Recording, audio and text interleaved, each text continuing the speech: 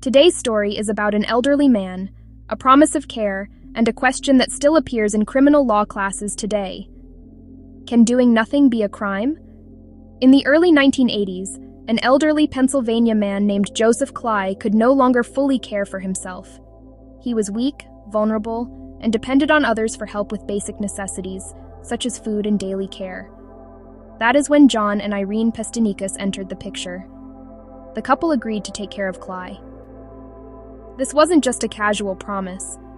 They entered into an arrangement in which they would receive money and property in exchange for providing him with food, shelter, and care. On paper, it looked like Kly would be protected. But things did not turn out that way. Instead of caring for him, the Pestinikases failed to provide the food and support that Kly desperately needed. As time passed, his condition grew worse. He became weaker and weaker. Eventually, the elderly man died. Welcome to Once Upon a Case, because the law isn't just for lawyers, it's for everyone. When authorities investigated, they made a shocking discovery. Kly had not died from an accident or a sudden illness.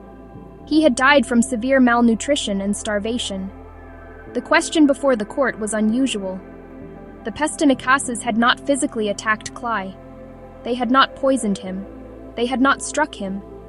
So could they still be held criminally responsible for his death? The court said yes. The court explained that criminal liability can arise not only from harmful actions, but also from a failure to act when a legal duty exists. Here, the Pestinikases had agreed to care for Kly in exchange for money and property. By accepting that responsibility, they created a legal duty to provide him with food, shelter, and care.